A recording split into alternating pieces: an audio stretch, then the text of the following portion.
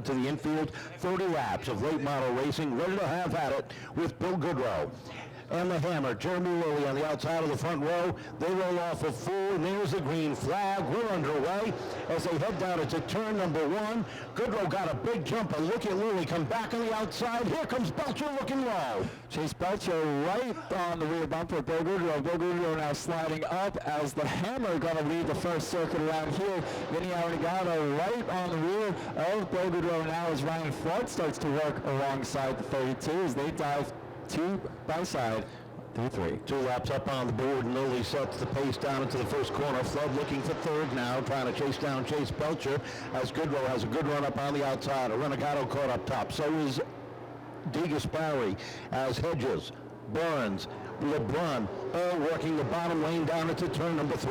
Turn number 1.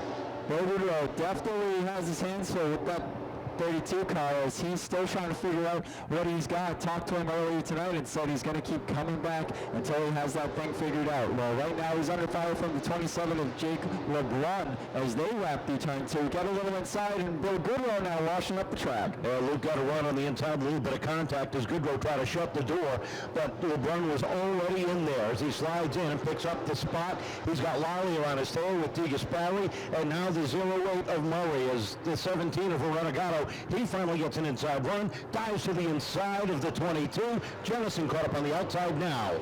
Battle up front now is Chase Belcher quickly closing on the 3 of Jeremy Lilly. Lilly still able to command his car around the inside line, but Chase Belcher trying to make a door open. Right behind them, the 29 of Hedges looking to move on Ryan Flood. Gets a run on the inside down through turns 1 and 2. And the battle for third is hot and heavy. Battle for the lead comes off of turn number 4. Belcher down to the inside of Lilly. They race wheel to wheel down into turn number 1. The 35 and the 3 together off of 2. You could practically tie them together at this point. Chase Belcher now surges ahead, clear of the 3. The 3 looking for the over-under move, but did not get a cut in. Rewind back to the 29 and the 30 now, both getting by the 98 as they dive down the back straight. Into 3 and 4, and Belcher becomes a new leader. He'll lead again at lap number 10. But Lilly hasn't gone away, stays right to his tail end. And the battle for third, you got Hedges and Burns racing nose to tail. Burns has already had a taste of victory lane this year. Would love nothing better to put the MJF plumbing and heating machine back into victory lane. Takes a look down to the inside, but not enough room. Burns studying closely the 29 car as they come off of turn 2. Burns has had a taste of victory. Hedges has not. Can this be the week that Hedges finally breaks that streak, gets his 29 car into victory lane? For now, he's going to have to battle to hold on for third as he's under fire from the 30 car. Burns on the inside, Hedges out down into turn 3. Hedges settles back in behind, looks for a crossover off of turn number 4. Down to the inside goes the Chuck Auto Parts machine as they race down into 1 and 2. Burns up on the outside this time. Hedges down low as they enter turn number 3. Hedges peeking his splitter just to the inside of the rear left of the 30 car. They're still tied together as they come through turn 2. The 30 car looking to clear the 29. All this battling still keeping the 98 in the picture as cross flags in the air signal half race distance to go. Well, they swap positions and race side by side. Belcher and Lilly have both gotten away on this one as they roll down into turn number 3 and 4.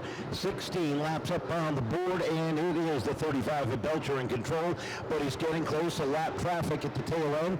The 67 of Silver, the 9 of Saratelli, first on the hit list.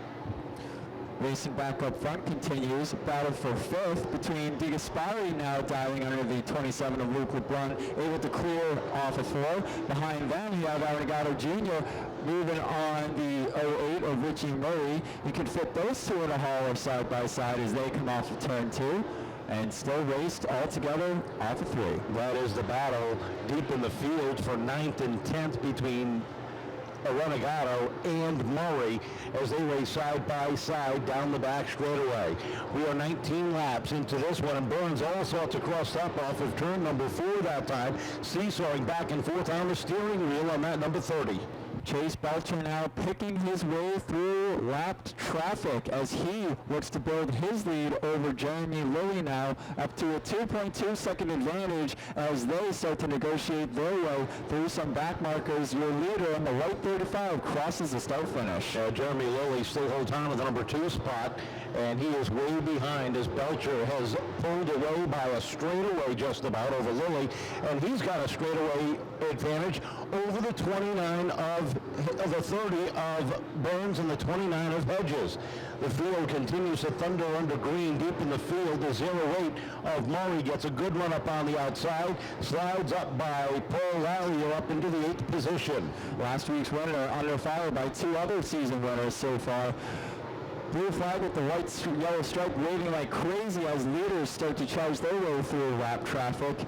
The 30 car still trying to work on that 29 car as they continue to battle for position off of 4. Hedges has it this time across the stripe as they head down into turn 1.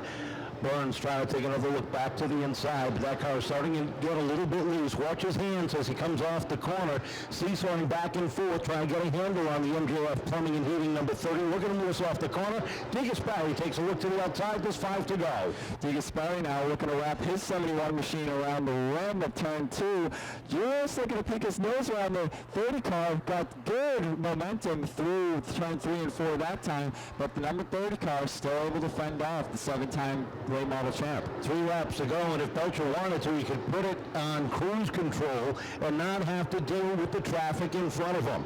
Rolls down the back straight away, about 4 car lengths behind the 22 of Mark Jennison.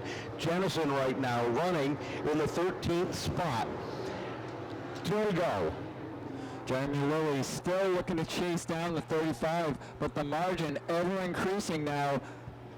3.5 second lead as the white flag's going to come out for the 35 car with a whole host of lap traffic out his windshield. Yeah, and his spotter was telling him, calm down, relax, don't push it, you got the room. You've got over a straightaway lead over Jeremy Lilly. Rolls off of turn number 4. Checkered flag is out. Chase Belcher becomes the next winner in the late model division. Jeremy Lilly second, and Josh Hedges rounds out the top 3. Jacob Burns coming home 4th. Jerry DeGasperi Jr. rounding out your top 5. Ryan Flood bringing it home. You've been struggling this year. The car just hasn't been where you wanted it to be. You guys have struggled getting the setup, but tonight it looks like you're getting closer. Yeah, we're getting closer. You know, it's definitely been a struggle. Hats off to my crew chief, Steve. It's no lack of effort, I can promise you that. We've been in the garage every single night, but we have something to work with now. I know you got some people you want to thank. Yeah, of course, Steve Blaze, his wife Kim, the Robideau family, Kevin, Michelle, my brother Jeremy, my wife, soon-to-be wife Allie, my future mother-in-law Nancy and Wayne, Alan from Chuck and Auto Parts, Nancy from the Kids Closet, State Representative Jim Hawkins, Sousa Media. I always seem to forget him. Thank you, Kyle, for everything you do, and just everybody else. Thank you. Well, Jeremy. 2 weeks in a row up on the podium, we're starting to see the old Jeremy return. Yeah, it feels good. Just got beat by old tires, I think. I mean, I had last week's tires on here, and I'm just trying to play the game with everybody else.